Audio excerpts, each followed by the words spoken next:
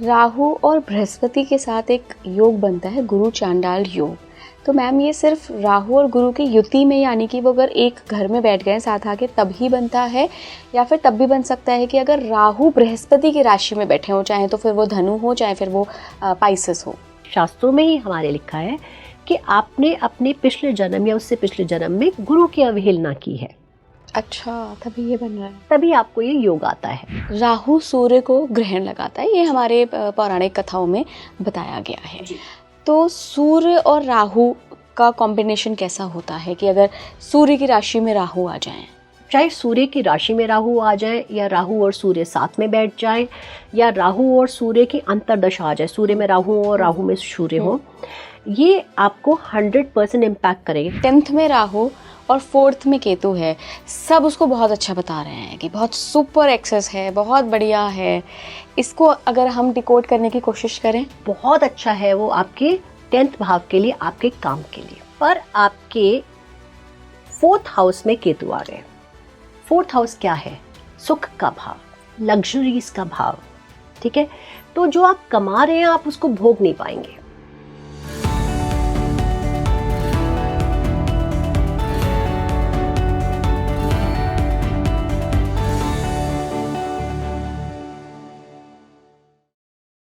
नमस्कार भारत, आप देख रहे हैं स्पीकिंग ट्री। मैं हूं आपके साथ इला गोस्वामी। आज हम राहु और केतु के एक्सेस पर बात करेंगे, ऐसी पोजीशनिंग पे बात करेंगे जो कि बहुत ज़्यादा अच्छी मानी जाती है अगर हम राहु के पर्सपेक्टिव से देखें तो। हालांकि केतु का भी अपना प्रभाव होता है क्योंकि हमेशा 180 डिग्री पर होते हैं, ये आप सभी को अभी तक हमारे पॉडकास्ट देखकर पता लग गया होगा। तो राहु की बेस्ट कॉम्बिनेशंस कौन सी मानी जाती हैं और राहु कब अपना सबसे बेहतर रिजल्ट देते हैं, आज इस पर हम बात करेंगे। मेरे साथ रिनाउंड एस्ट्रोलॉजर एंड साधक जुड़ रही हैं, निधि मलिक मैम। आप एक दफ़ा पहले भी उनसे मिल चुके हैं और बहुत पसंद किया आपने उनका पॉडकास्ट। आज हम प्योरली राहु पर ये पॉडकास्ट करने वाले हैं। Ma'am welcome on speaking tree. नमस्ते। एंड हम पहले अपनी प्रेयर से शुरू करते हैं। ओम वक्रकुंड महाकाय सूर्यकोटि समप्रभा निर्विघ्नं कुरु मे देव सर्वकार्येषु सर्वदा। गुरुर् ब्रह्मा गुरुर्विष्णु गुरुर्देवो महेश्वर गुरुर् साक्षात् परम ब्रह्म तस्मै श्री गुरुवे नमः। मैं प्रणाम करती हूँ आप में बसे नारायण को और मेरे एस्ट्रोलॉजी और मेरे आध्यात्मिक गुरु ओम स्वामी जी को। बहुत अच्छा लगा आपसे मिलकर दोबारा इला। बिल्कुल मैम, मुझे भी बहुत अच्छा लगा। और मैंने ना बहुत दिन से मैं देख रही थी कि आजकल ना राहु के एक्सेस पे बहुत बात हो रही है। एक तो 10वें और 4थे घर का राहु, 3, 6, 11 का राहु। तो सबसे अच्छा कॉम्बिनेशन मैम राहु का कौन सा माना जाता है? देखिए, सबसे पहले तो मैं ये कहूँगी कि राहु की ओवरऑल चर्चा इस युग में बहुत बढ़ गई है, बहुत ज़्यादा क्योंकि कली काल है ना, और कली काल के ओनर राहु हैं, तो सबसे ज़्यादा उनकी चर्चा बहुत ज़्यादा बढ़ गई है। अब आपके क्वेश्चन पे आती हूँ कि कौन से राहु केतु के एक्सेस अच्छे हैं। तो राहु 2nd भाव में अच्छे माने जाते हैं, राहु 3rd भाव में अच्छे माने जाते हैं, राहु 6th भाव में अच्छे माने जाते हैं, राहु 11th भाव में अच्छे माने जाते हैं। सो इन भावों में राहु अच्छे माने जाते हैं। बट वो कहते हैं ना, every action has a reaction. तो राहु जी के रिएक्शन केतु हैं तो उनका अपना रिएक्शन होगा, तो वो भी हमें साथ में कंसिडर करना होता है। तो अगर हम देखें 2nd भाव के राहु, कई किताबों में, हमारे ग्रंथों में लिखा हुआ है कि 2nd राशि के राहु उच्च के होते हैं। अच्छा। कई ग्रंथों में लिखा हुआ है जेमिनी के राहु उच्च के होते हैं। तो अगर हम काल पुरुष कुंडली से देखें, 2nd भाव में जो राहु है, तो एक तरह से काल पुरुष की वो दूसरी राशि हो जाता है वृषभ, विच इज टॉरस, तो उसमें उच्च के माने जाते हैं। तो उसमें राहु बहुत अच्छे माने जाते हैं। अब राहु अगर 2nd भाव में है तो केतु 8th भाव में हो जाएंगे, तो आपको बैलेंस करेंगे। तो राहु 2nd भाव में क्या देते हैं, हमें क्या चाहिए सबसे ज्यादा आज के टाइम पे मटेरियल वर्ल्ड में? धन दौलत शोहरत। तो राहु 2nd भाव में धन दौलत देंगे। सो मटेरियल वर्ल्ड के लिए वो बहुत अच्छे हैं, इसलिए लोग कहते हैं 2nd के राहु बहुत अच्छे माने जाते हैं, क्योंकि शुक्र की राशि में है, तो आपको बीइंग इन कलयुग सब कुछ बहुत बढ़िया देते हैं। 8th के केतु आपको अलग तरह से डिटैचमेंट भी देते हैं, तो एक तरह से वो बेनिफिट भी करता है, क्योंकि अगर आप डिटैच होंगे तब आप अर्न और ज़्यादा करेंगे, बिकॉज आप इमोशनल नहीं हो रहे हैं अर्न करने के लिए, तो आप अर्न करेंगे। पर शायद थोड़ा बहुत ये भी हो सकता है कि क्योंकि राहु सेकंड भाव में है तो आपके चाइल्डहुड में कुछ प्रॉब्लम्स आ सकती हैं, आपकी अर्ली एजुकेशन में कुछ इश्यूज आ सकते हैं, आपकी फैमिली जिसमें आप पैदा हुए हैं उनमें कुछ इश्यूज आ सकते हैं। बिकॉज देखिए, everything is a positive and a negative, ठीक है। हम ये कहें एवरीथिंग इज कम्प्लीटली पॉजिटिव, नहीं हो सकता। एवरीथिंग इज कम्प्लीटली नेगेटिव, नहीं हो सकता। The whole universe is very balanced, ये सृष्टि बहुत ज़्यादा बैलेंस्ड है। तो अगर उनका अच्छा प्रभाव है तो उनका बुरा प्रभाव भी है। सेकंड के राहु आपकी वाणी को बहुत बढ़िया कर देंगे।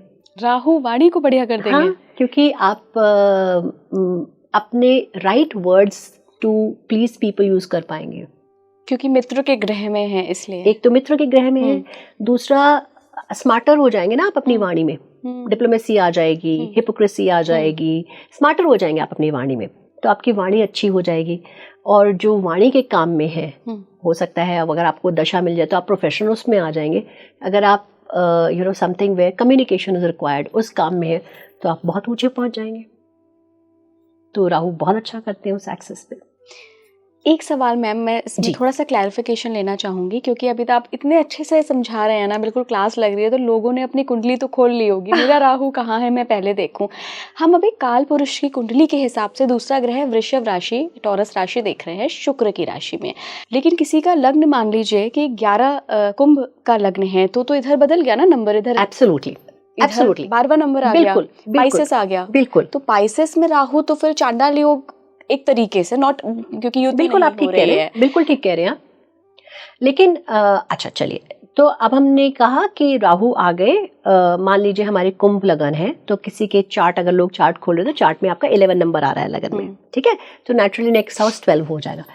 तो इसमें हम दो चीजें देखें, एक तो हम देखेंगे कि वो सेकेंड हाउस है ही है कालपुरुष कुंडली से, सेकेंड हाउस तो है, तो अपने सेकेंड हाउस के गुण तो देंगे ही देंगे। चांडाल योग है जरूर, चांडाल योग आपको इम्पैक्ट करेगा अलग चीजों में, जैसे स्पिरिचुअलिटी में इम्पैक्ट करेगा।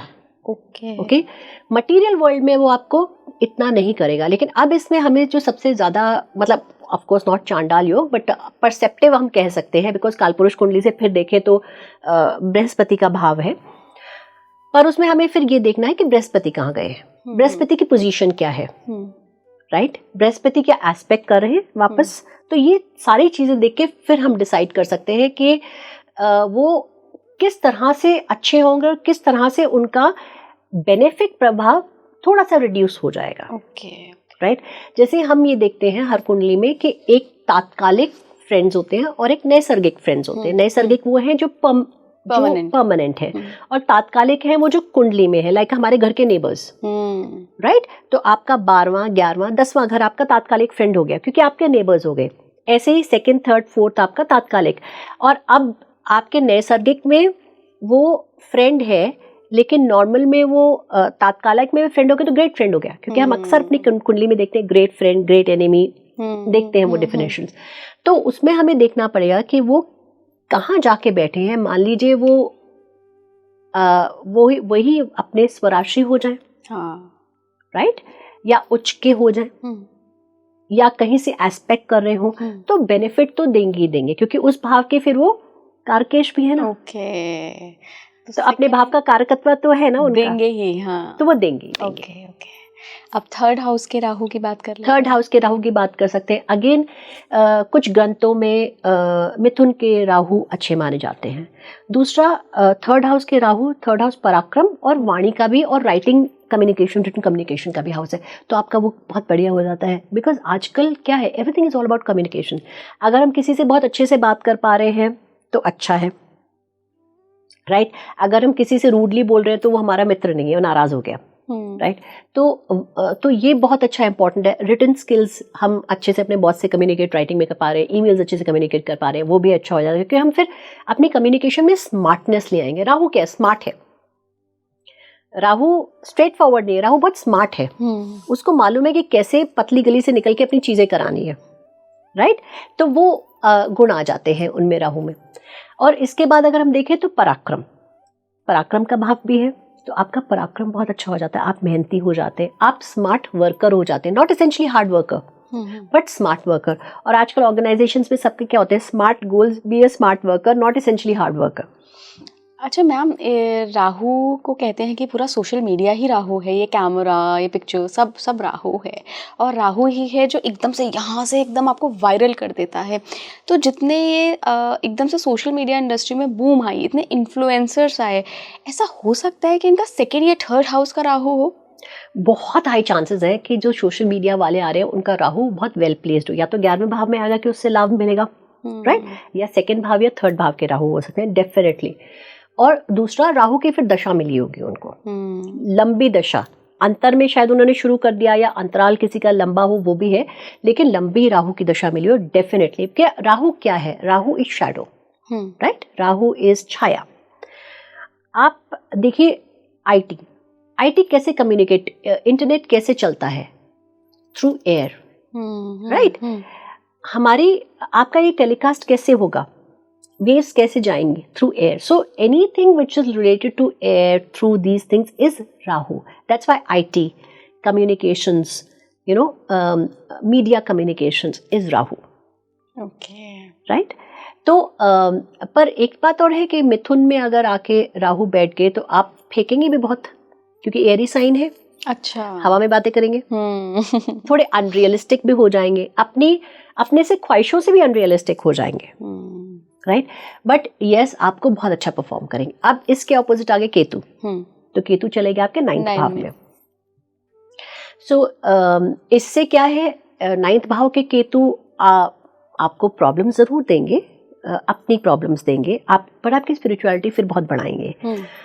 हो सकता है आप ऐसे परिवार में हो जो आपके लीनिएज में, एंसेस्टर्स में आपके कोई बहुत ज़्यादा अच्छे या तो बहुत सीनियर पोस्ट पे हो, फादर भी हो सकते हैं, ग्रैंडफादर भी हो सकते हैं, बहुत अच्छी सीनियर पोस्ट पे भी हो सकते हैं, या वो बहुत स्पिरिचुअली हाई लेवल पे हो, ओके, ठीक है। सो ये भी हो सकता है। बट केतु आके आपको भाग्य में परेशानियां थोड़ी बहुत देंगे ही देंगे, थोड़ी बहुत देंगे ही देंगे, डिपेंड, अब वो ही डिपेंड करता है कि दशाओं का क्या सिस्टम चल रहा है आपका। बट स्पीड ब्रेकर्स आएंगे जरूर से। ओके मैम, जो कि हम राहु और केतु के एक्सेस पे बात कर रहे हैं, मैंने ऐसा सुना है, कई लोग कहते हैं कि जो केतु जहाँ पे भी बैठा होता है ना, उस जगह के प्रभाव को, उस हाउस के प्रभाव को ना काट देता है। तो मान लीजिए 9th हाउस तो हमारा खुद भाग्य है, तो क्या केतु हर बार 9th हाउस में आके हमारे भाग्य जीवन भर काटता रहेगा, या फिर ये दशाओं महादशाओं पे डिपेंड करता है?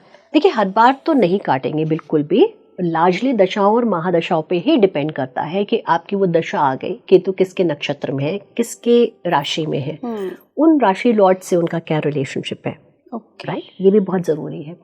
तो और मान लीजिए वो बाधकेश भाव है, फिर तो आप गए, अरे बाप रे, ठीक है।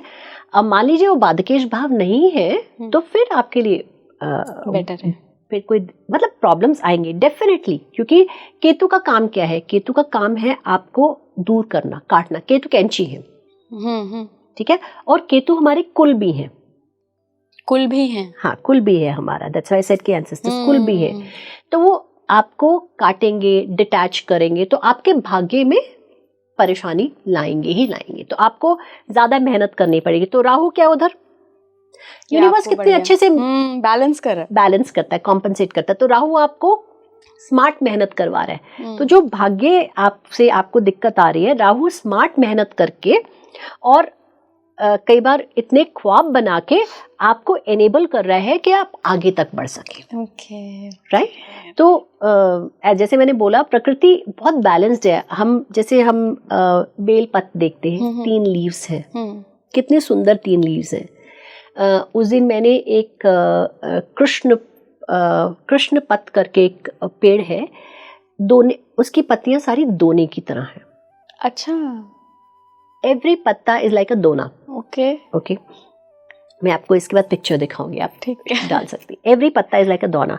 रीजन इज कि उसमें कहा जाता है कि भगवान उसमें माखन खाते थे, पेड़ में पत्ता तोड़ के, और क्योंकि उन्होंने फिर अपनी वो शेप बना ली पत्ते ने कि भगवान की कन्वीनियंस के लिए। हम थोड़ा डाइग्रेस हो गए हैं, तो मैं वापस आती हूँ राहु केतु पे।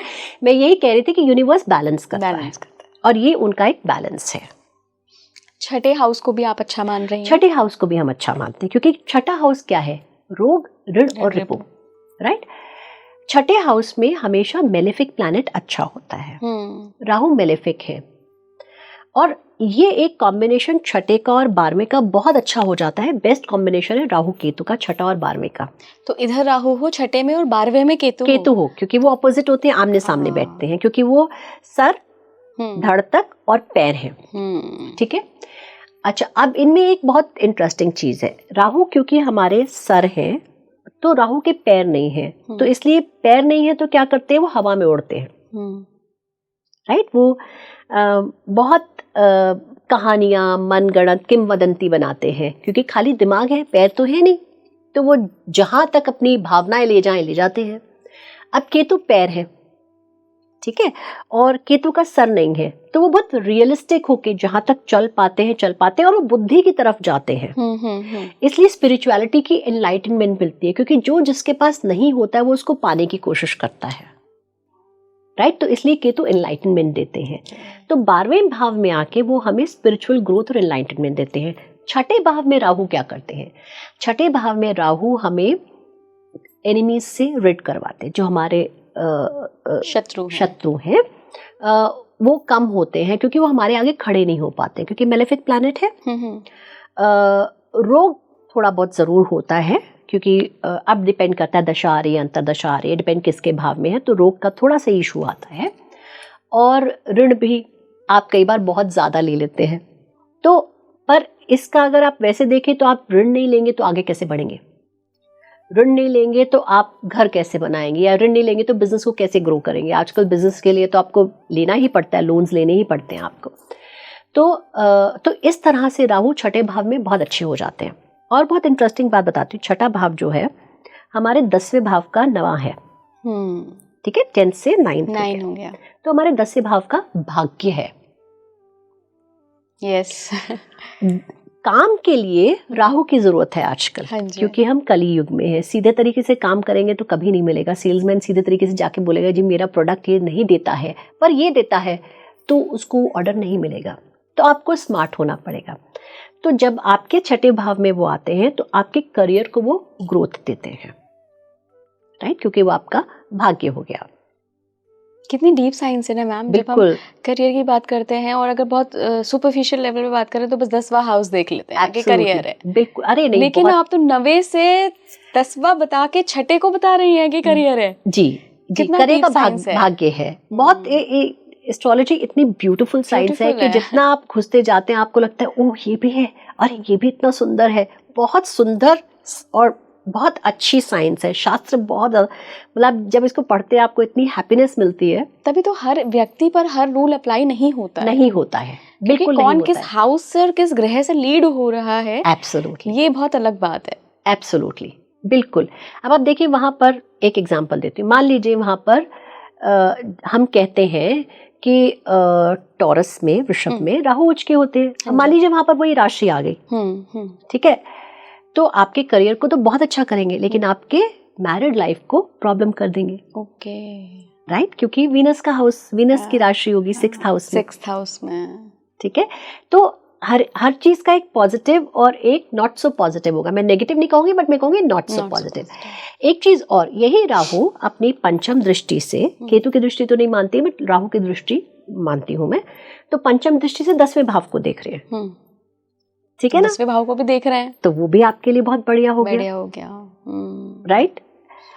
तो और यही राहु 6th के आपके 2nd हाउस को भी देख रहे हैं नवम दृष्टि से, धन का घर। तो धन के भाग्य हो गए, नवम दृष्टि भाग्य का हो गया, तो धन के भाग्य को बढ़ा रहे हैं।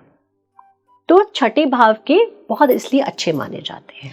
जबकि हम तो देखें मैम कितना मिथ में है कि 6, 8, 12 में कोई ग्रह आ गया तो फिर तो दिक्कत हो गई। पर छठे का राहु तो कितनी दृष्टियों से और कितना कॉम्बिनेशन से हमें फायदा दिला रहा है। बिल्कुल। 6, 8, 12 में जितने भी मेलेफिक प्लैनेट से अच्छे माने जाते हैं। बेनिफिक अपनी क्या है ना, कि आपकी संगति अगर खराब हो गई तो आप अपनी अच्छाई को खो देते हो थोड़ा सा। तो वही होता है। अब खराब में खराब आ गया तो राजा बन के रहेगा। राजा बन के रहेगा। बिल्कुल, बहुत अच्छा बोला आपने, राजा बन के रहेगा। 11वां घर भी राहु के लिए अच्छा माना जाता है। 11वां भाव भी राहु, 11वां क्या है, लाभ, 11वां है हमारे नेटवर्क्स, इच्छा पूर्ति। और 11वां क्या है जो बहुत ब्यूटीफुल चीज है कि 10वें का दूसरा है, 10वें का दूसरा, इसलिए वो भाग लाभ कहा जाता है। तो जो मेरा वर्क है उससे जो दूसरा भाव है वो हो गया, तो जितना मैं वर्क करूंगी उससे मुझे अधिक मिलेगा लाभ। अरे वाह। तो इसलिए 11वें का राहु बहुत अच्छा माना जाता है। अब हमारे 11वें में राहु आ गए तो केतु आ गए हमारे पंचम में। तो क्या है, हमारी साधनाएं बहुत अच्छी होंगी, हमारा बहुत जल्दी स्पिरिचुअल कनेक्शन होगा। ज़रूर हमारे बच्चों में थोड़ी सी दिक्कत आ सकती है, हो सकता है हमें पढ़ाई में भी थोड़ी सी आगे जब हम हायर स्टडीज़ के लिए जाएं तो हमें शायद थोड़ी दिक्कत आए, बट हमारी स्पिरिचुअलिटी, हमारी मंत्र साधनाएं बहुत अच्छी होंगी। हमारे लव अफेयर्स इम्पैक्ट हो जाएंगे थोड़े से ज़रूर, बट वो राहु उसको आपको स्मार्ट बना के हैंडल करना सिखा देंगे कि आपको कैसे अपने पार्टनर को प्लीज़ करना है, कैसे अपने स्पाउस को प्लीज़ करना, तो वो ये कर सकते हैं। एक और मतलब और दूसरा जो मैं कहना चाह रही थी कि क्योंकि 10वें के दूसरे हैं तो आपके धन जो आप अर्जित कर सकते हैं आप मल्टीपल सोर्सेज से कर सकते हैं। अच्छा, तो ये सेकंड भाव में भी ये कहा जाता है कि राहु सेकंड में हो तो आप मल्टीपल सोर्सेज से धन कमा सकते हैं। सिमिलरली 11th में हो तो आप मल्टीपल सोर्सेज से लाभ ले सकते हैं। बट ऐसे लोगों को मैं कहूँगी कि प्लीज़ मल्टीपल सोर्सेज से आप लाभ लेने जा रहे हैं तो प्लीज़ स्टॉक ट्रेडिंग मत करिएगा। ओके, वहाँ पर आपको फ़ायदा नहीं होगा। ओके, चाहे शुक्र की राशि में ही क्यों ना बैठे हो, चाहे शुक्र की राशि में, क्योंकि केतु फिर आ गए ना पंचम में, तो आप स्टॉक ट्रेडिंग मत करिए, आपको फायदा नहीं होगा, वहां से आपको धन का लाभ नहीं होगा। लेकिन बाकी आप और मल्टीपल सोर्सेज रख सकते हैं अपने अर्निंग्स के। मैम आजकल ना एक एक्सेस बहुत वायरल हो रहा है राहु केतु का, जो कि 10th में राहु और 4th में केतु है। सब उसको बहुत अच्छा बता रहे हैं कि बहुत सुपर एक्सेस है, बहुत बढ़िया है। इसको अगर हम डिकोड करने की कोशिश करें, चलिए इसको समझते हैं। सो 10th के राहु डेफिनेटली अच्छे माने जाते हैं, लेकिन फिर जैसे वो ये राहु केतु बैलेंस्ड है, 10th के राहु क्यों अच्छे माने जाते हैं? क्योंकि अगेन आप अपनी जॉब में स्मार्टनेस ले आएंगे। आपका एरिया ऑफ वर्क भी वही अराउंड राहु हो सकता है, राहु स्किल सेट्स हो सकते हैं। अगर राहु स्ट्रॉन्ग है, अच्छी डिग्रीज में है राहु, तो आपका अराउंड राहु हो सकता है। क्योंकि वर्क में हम बहुत सारे देखेंगे कारकत्व क्या है, कौन सी राशि में है, कौन सा आपका अमात्य कारक कौन से है, बिकॉज अमात्य कारक आपकी अर्निंग बताएंगे, आपका इंदु लग्न क्या है। सो इन सब से हम आपके प्रोफेशन को देख सकते हैं। बट हम साथ में ये देखेंगे कि क्योंकि राहु वहाँ पर आ गया तो आप अपने सीनियर्स से अच्छी रिलेशनशिप बना सकते हैं, राइट? तो बहुत अच्छा है वो आपके 10th भाव के लिए, आपके काम के लिए। पर आपके 4th हाउस में केतु आ गए। 4th हाउस क्या है? सुख का भाव, लग्जरीज का भाव, ठीक है? तो जो आप कमा रहे हैं आप उसको भोग नहीं पाएंगे, राइट? आपकी माता का भाव है, सो आपको अगर केतु आपके उसमें चौथे भाव में होता है तो आपको बहुत केयरफुल रहना पड़ता है अपनी मदर के साथ। आप उनको हर्ट मत करिए, उनसे बुरा मत बोलिए, या मम्मी हो गई, मौसी हो गई, बुआ हो गई, सास हो गई, सास नहीं कहेंगे हम उतना, नहीं सास नहीं कहेंगे, मदर, बुआ एंड अपनी एल्डर सिस्टर भी हो गई। तो you have to be very careful, हाँ वेरी केयरफुल कि आप उनसे करें। सुख में आपको अभाव मिलेगा। एक ये भी हो सकता है कि आपको जॉब कहीं अपने घर से दूर मिले, राइट? आप बचपन में ही हॉस्टल में चले जाएं, या कई बार क्या होता है कि आप बचपन में पैदा होते हैं, आपको नानी नाना या दादी दादा पालते हैं, तो वो भी हो सकता है। तो अगेन मिल तो रहा है आपको सब कुछ, है तो बहुत अच्छा, मतलब मटेरियल वर्ल्ड के लिए बहुत अच्छा है, लेकिन क्या आप उसको भोग पा रहे हैं? वो बहुत ज़रूरी है। बिल्कुल। तो मैम अगर इन सारी पोजीशनिंग को बैलेंस करना हो, क्योंकि देखिए राहु इन सारे घरों में अपने रिजल्ट तो बहुत ही सुपर दे रहा है, लेकिन केतु है ना पीछे से टांग खींचने के लिए, तो केतु को बैलेंस करा जाए या फिर दोनों की बैलेंसिंग ज़रूरी है? देखिए दोनों की बैलेंसिंग ज़रूरी है। जितना आप, राहु क्या कर रहा है? राहु आपको बहुत बढ़ा रहा है, ओके, इल्यूजन दे रहा है, मिथ्या दे रहा है, क्योंकि मिथ्या का ही प्लैनेट है ना, झूठा है, उसने झूठ छाया है, उसने झूठ से, छल से उसने अमृत पिया, तो छली है। जितना छलावा करेंगे एक्सेस में, उतना ही करिए जितना जरूरत है। जितना छलावा करेंगे एक्सेस में, उतना राहु तो आगे बढ़ रहे हैं पर उनके पैर तो पीछे रह गए। क्या मतलब आपका आधा धड़ बढ़ रहा है लेकिन आपका पैर बॉडी का पीछे रह गया, तो आप उस स्पीड से बढ़ पाएंगे क्या? नहीं बढ़ पाएंगे। तो आपको एक तो बहुत ज़रूरी है कि बैलेंस करना दोनों को। अगर हम कहें कि आप केतु को बैलेंस करिए, आप स्पिरिचुअलिटी बढ़ाइए, या आप इतना अटैच्ड मत होके रहिए जिस भी भाव में केतु है, तो वो भी बहुत विपरीत हो जाएगा कि दोनों आप एक्सट्रीम, वो कह रहा है आपको मटेरियल वर्ल्ड से कनेक्ट हो, ये कह रहा है आपको स्पिरिचुअल वर्ल्ड से कनेक्ट हो, तो बहुत विपरीत हो जाएगा। तो आपको दोनों चीज़ों को बैलेंस करके चलना है। ऐसा नहीं है कि एक को बैलेंस किया जाए, बट दोनों को बैलेंस करना है। लेकिन वही बात है, जो प्रवृत्ति और वृत्ति होगी उस टाइम पे वो वैसा होना ही होना है।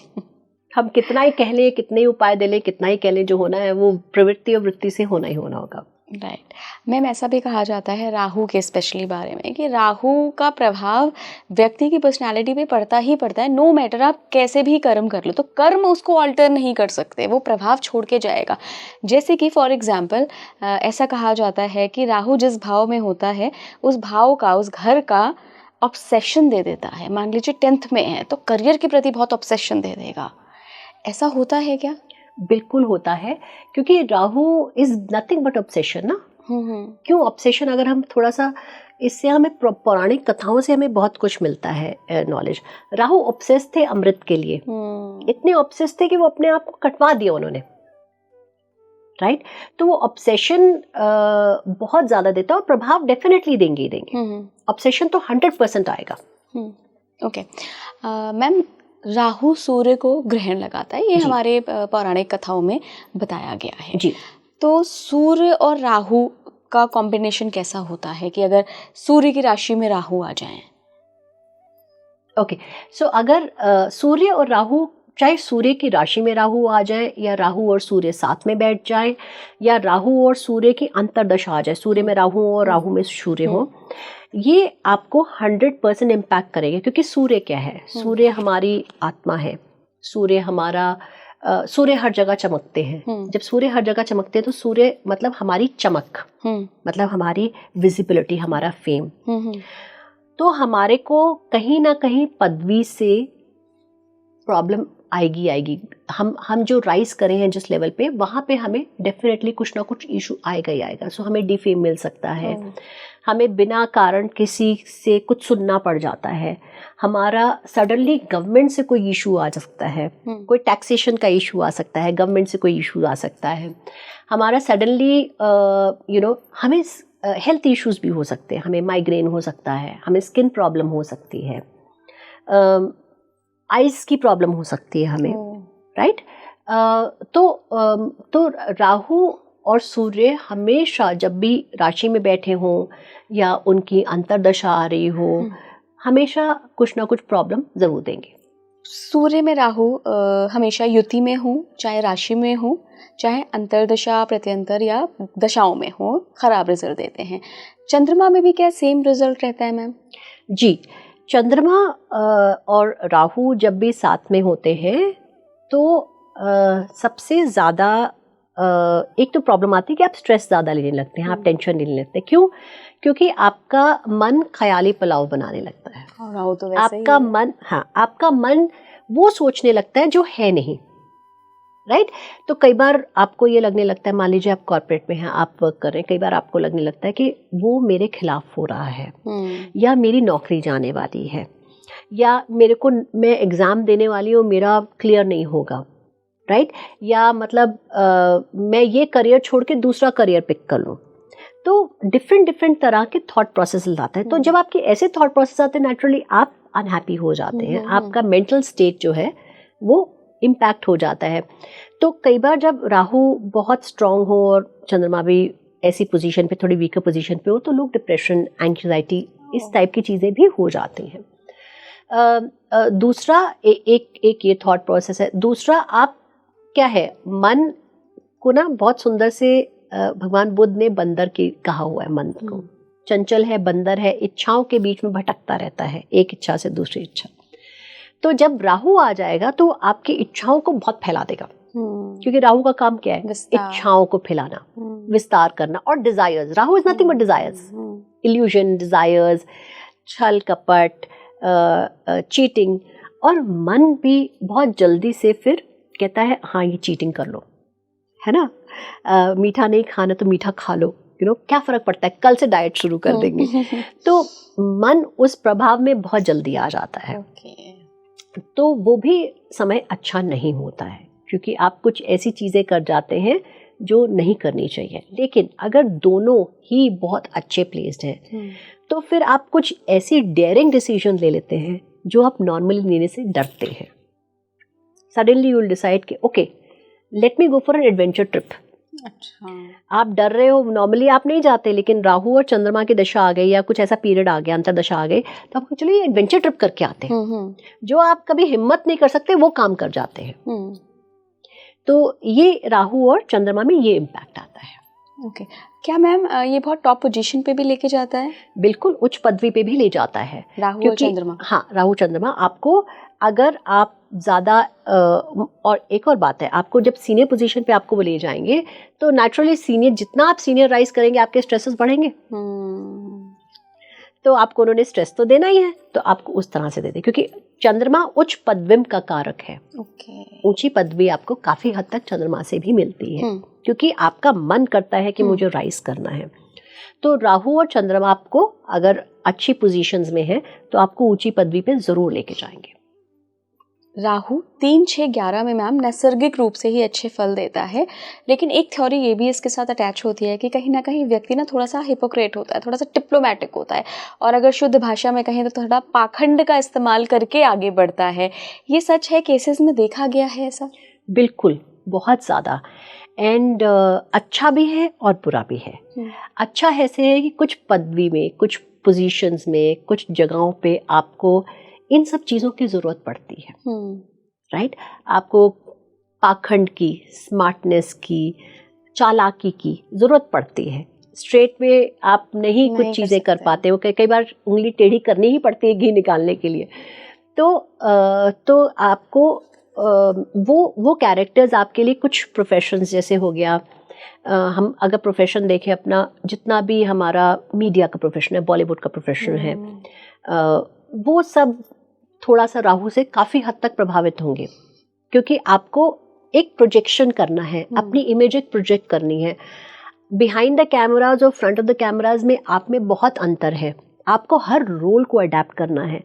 तो वो रोल अडेप्शन भी राहु देगा कि आप अलग अलग रोल्स में आ जाओ, आप अपना ओरिजिनल रोल भूल के, आप जो है वो भूल के दूसरे रोल में आ जाओ। तो ये इवन पॉलिटिशियंस के लिए तो कहा जाता है कि राहु स्ट्रांग नहीं होंगे तो आप, राहु की दशा या राहु स्ट्रांग नहीं होंगे तो आप पॉलिटिक्स में नहीं आ सकते, क्योंकि वहाँ भी आपको डिप्लोमेसी चाहिए। स्ट्रेट अवे आप जाके किसी कंट्री से कह देंगे कि I am coming for a negotiation, पर मेरा इरादा कुछ और है, तो आप नहीं हो सकते, डिप्लोमैट होना पड़ेगा। That is why diplomats are called diplomats. Yes. तो इन जॉब्स में, डिप्लोमेटिक जॉब्स में भी राहु की बहुत ज़रूरत होती है। इनफैक्ट कुछ मेडिकल प्रोफेशन में भी राहु अच्छा होना चाहिए। मेडिकल की कुछ फील्ड्स होती है जिसमें राहु अच्छे होने चाहिए, तो आप ग्रो कर पाते हैं। तो ऐसे मल्टीपल एरियाज में राहु ऑफ कोर्स पाखंड होता है, और कहीं जगह पे आपको पाखंड की ज़रूरत नहीं होती है। मान लीजिए कोई स्पिरिचुअल स्पेस में है और वहाँ उनके राहु एक्टिव हो गए, तो थोड़ा सा पाखंड आ जाएगा। ओके। तो इस तरह से राहु पॉजिटिव और नेगेटिवली दोनों जगह इम्पैक्ट करते हैं। मैम, राहु कंट्रोल किस भगवान से होते हैं? राहु केवल एक से कंट्रोल होते हैं, वो है देवी। देवी से? देखिए, आप ये देखिए कि सारे जितने भी राक्षसों हैं, मैक्सिमम का जो है विनाश माँ ने किया है। यस। तो राहु को कंट्रोल करने के लिए कहा जाता है कि माँ की उपासना करो, माँ को पकड़ लो और राहु कंट्रोल हो जाएंगे। तो वो केवल देवी से डरते हैं। देवी के किसी भी फॉर्म को ले लीजिए, आप किसी भी फॉर्म को ले लीजिए, राहु आपके पकड़ में आ जाएंगे। कुछ नहीं तो एक केवल माँ के 32 नाम ले लीजिए, अगर आपकी राहु की दशा चल रही है तो बहुत आराम मिलता है। एक मंत्र है, ओम राम राहवे नमः, ये राहु का मंत्र है, तो ये मंत्र करेंगे तो भी वैसा ही इफेक्ट रहेगा? बिल्कुल, मंत्र करिए, आप प्लैनेट्स के मंत्र करिए। इनके वैदिक मंत्र आते हैं लंबे वाले, आप कोई भी मंत्र करिए। बिल्कुल, ओम राहवे नमः तो राहु का मंत्र है। ओम दुर्गाय नमः भी कर सकते हैं, तो दुर्गा जी से कंट्रोल हो जाएंगे। इनफैक्ट इवन माँ लक्ष्मी की आप आराधना करेंगे तो भी आपके राहु कंट्रोल में आ सकते हैं, लेकिन राहु को कंट्रोल करने के लिए बेहतर होता है कि सौम्य रूप ना लेके उग्र रूप को ले। माँ बगलामुखी ले लें, माँ तारा ले लें, पर उन किसी की भी साधना और मंत्र, जो उग्र देवियां हैं, उनकी साधना और मंत्र करने से पहले किसी सिद्ध व्यक्ति से जाके जरूर मिले और तब करें, क्योंकि उग्र साधनाएं कई बार प्रॉब्लम्स ला सकती हैं लाइफ में, नेगेटिवली इम्पैक्ट कर सकते हैं, क्योंकि हमने क्या गलती कर दी साधना में, हमें इम्पैक्ट कर सकती है। राहु और बृहस्पति के साथ एक योग बनता है, गुरु चांडाल योग। तो मैम ये सिर्फ राहु और गुरु की युति में, यानी कि वो अगर एक घर में बैठ गए साथ आके तभी बनता है, या फिर तब भी बन सकता है कि अगर राहु बृहस्पति की राशि में बैठे हो, चाहे तो फिर वो धनु हो, चाहे फिर वो पाइसेस हो? देखिए, हमारे शास्त्रों में तो यही लिखा हुआ है कि राहु और अगर बृहस्पति की युति हो तो गुरु चंडाल योग होता है। बट क्या है कि हम अगर आगे एक्सपीरियंसेस की बात करें, जैसे मैं अपने एक्सपीरियंस, पर्सनल एक्सपीरियंस की बात करती हूँ, तो मैंने दोनों सिचुएशंस में देखा है, अगर राहु बृहस्पति की राशि में हो, चाहे सैजिटेरियस में हो या पाइसेस में हो, धनु में या मीन में, तो डेफिनेटली वो इम्पैक्ट आता है। और या फिर राहु और बृहस्पति एस्पेक्ट कर रहे हो, बृहस्पति को राहु एस्पेक्ट कर रहे हो, तब भी ये आता है। और बृहस्पति अगर राहु को देख रहे हो तो सुधर जाएंगे राहु? थोड़ा फर्क पड़ता है, उस केस में इतना नहीं होता, पर यह है कि अगर बृहस्पति एस्पेक्ट कर रहे राहु को या राहु बृहस्पति को कर रहे हैं तो दोनों चांस है कि दोनों होंगे। अच्छा। एक और चीज में मैंने देखा है जिसमें हम एक तरह से परिवर्तन योग मान लेते हैं कि अगर राहु बृहस्पति के नक्षत्र में है तो भी एक तरह से उसको कंजंक्ट माना जाता है, और बृहस्पति अगर राहु के नक्षत्र में है तो भी कहा जाता है। और ये हमारे कुछ शास्त्रों में मेंशन है कि अगर ये नक्षत्रों में भी है तो भी गुरु चंडाल योग माना जाता है। इसको भी एक तरह से कंजंक्शन माना जाता है, क्योंकि इसमें हमने परिवर्तन हो गया, परिवर्तन को कंजंक्शन की तरह ट्रीट किया जाता है। तो इस केस में भी हम गुरु चंडाल योग को ले लेते हैं। अब देखा जाए तो इन गुरु, आपका जो नेक्स्ट सवाल होगा कि होगा क्या, मैंने ये पूछने वाली थी मैंने आपको प्रीएम्प्ट कर लिया। तो गुरु चंडाल योग के अपने अपने रिजल्ट्स होते हैं। अगर साथ में है तो हमें ये देखना पड़ेगा गुरु किस भाव के स्वामी है। एक तो उस भाव को वो डेफिनेटली इम्पैक्ट करेंगे। ओके। मान लीजिए सप्तम भाव के स्वामी है तो आपके मैरिज में प्रॉब्लम लाएंगे, ठीक है। दूसरा, आप अपने धर्म के विरुद्ध होंगे, आपको आसानी से गुरु नहीं मिलेंगे, आप गुरुओं में विश्वास नहीं करेंगे, आप गुरु की अवहेलना करेंगे, आप अपने टीचर्स से भी आपकी नहीं बन सकती है आपकी। इनफैक्ट कई बार क्या होता है कि इसमें आपके कुछ सीनियर गवर्नमेंट में भी सीनियर लोगों से हो सकता है आपकी बनने में दिक्कत आए, आपको फाइनेंशियल प्रॉब्लम्स आ सकती हैं, आप गलत तरह से अर्निंग कर सकते हैं, राइट। अब बच्चों की भी कई बार प्रॉब्लम आ सकती है। तो ये हमने नेगेटिव एस्पेक्ट की बात कर ली। एस्पेक्टिंग होता है तो अब डिपेंड करता है कि एस्पेक्ट किस तरह का है, बट करियर में हो सकता है आपको बेहतर हो जाए, बिकॉज गुरु और राहु एक साथ आ जाते हैं। तो अब डिपेंड करता है कौन से भाव के स्वामी, आपका करियर अच्छा हो सकता है, आपके मटेरियल गेन्स ज़्यादा हो सकते हैं, स्पिरिचुअल गेन्स ना हो के मटेरियल गेन्स हो सकते हैं। पर ऐसा भी इसमें ये भी देखना पड़ेगा कि हमें नवांश में जाके गुरु कहाँ जा रहे हैं। तो ये हमारा गुरु चंडाल योग इस तरह से हमें इम्पैक्ट करता है। और कहा जाता है, शास्त्रों में ही हमारे लिखा है कि आपने अपने पिछले जन्म या उससे पिछले जन्म में गुरु की अवहेलना की है। अच्छा, तभी ये बन रहा है, तभी आपको ये योग आता है। तो जनरली मैं आपको एक एग्जांपल बताती हूँ, बहुत अच्छे एग्जांपल है। मैं किसी को जानती हूँ जिनका गुरु चंडाल योग है, बहुत स्ट्रॉन्ग गुरु चंडाल योग है, उनके 10वें भाव में ही है। तो करियर में तो उनको बहुत अच्छा मिल रहा है, बट अप्स एंड डाउन्स रहते हैं उन करियर में। वो जिस पोजीशन पे जाना चाहते हैं वो कभी पहुंच नहीं पाते। लेकिन एक बहुत इंटरेस्टिंग चीज़ है, ऑफ कोर्स वो अपने धर्म को नहीं मानते हैं, हमेशा विपरीत धर्म को मानते हैं, अपने गुरुओं को नहीं मानते। लेकिन एक बहुत ब्यूटीफुल चीज़ है कि अगर कोई दूसरा गुरु है, मान लीजिए, और उनका गुरुओं से इंटरेक्शन भी बहुत होगा, और गुरु ने आपको देखा तो गुरु आपको एक बहुत तीव्र निगाह से देखेगा, हेट्रेड से देखेंगे। हमेशा ये होता है कि गुरु ऐसे गुस्से से देखेंगे आपको, जबकि आपने उनसे बात भी नहीं की है। धार्मिक गुरु हैं, आपने उनसे बात नहीं करी, आप उनके पास नहीं गए, वो आपको बहुत अनहैप्पीनेस से देखेंगे, गुस्से से देखेंगे। आपका आई कांटेक्ट बनेगा जरूर, 100% आई कांटेक्ट बनेगा, और आपको उनकी एनर्जीज आएंगी नेगेटिव, आप डरोगे। मतलब उनके साथ तो मैंने ऐसा तक देखा है, वो आके अपना एक्सपीरियंसेस शेयर करते हैं, मेरे क्लाइंट्स ही हैं, कि मैं कई बार पीछे पुश हो गया। और उन्होंने ये नरेशन किया था, क्योंकि वो गुरु शंकराचार्य जी थे, कांची के ही। वो किसी काम से वहाँ गए और चांस का ऐसा हुआ कि वहाँ पे ऐसे एकत्रित हुए थे और उनको वहाँ जाना पड़ा। देखिए, और वो गुरुओं से मिलना होता है उनका। तो बोले कि उन्होंने मुझे देखा, और जबकि कोई बनता नहीं था मेरा देखना, तो मैं बहुत पीछे था, और उनका मेरा आई कांटेक्ट बना और मेरे को ऐसा लगा कि मैं पीछे हो गया। तो ये ऐसे कई उनके बहुत सारे ऐसे एक्सपीरियंसेस रहे हैं। और मैंने उन्हीं के केस में नहीं, मैंने और बहुत सारे लोगों के केस में देखा है कि गुरुओं से मिलना होता है, इंटरेक्शन होता है, और अच्छे जो सिद्ध गुरु हैं उनसे उनको एक अच्छी एनर्जी नहीं मिलती है, ब्लेसिंग्स नहीं मिलती, बिकॉज गुरु को पता लग जाता है। लेकिन इनका जो कांटेक्ट होता है छलिए गुरु, उससे बहुत रहता है। उनकी कंपनी में ये लोग बड़े अच्छे से रहते हैं। अच्छा। और आपके धर्म के विरुद्ध जो गुरु होते हैं, जो प्रीस्ट्स होते हैं या वो होते हैं, उनसे इनका कांटेक्ट और रिलेशनशिप बहुत अच्छा रहता है। और ये प्रोपोगेट करते हैं, अपने धर्म को नहीं प्रोपोगेट करते हैं, दूसरे के धर्म को प्रोपोगेट करते हैं।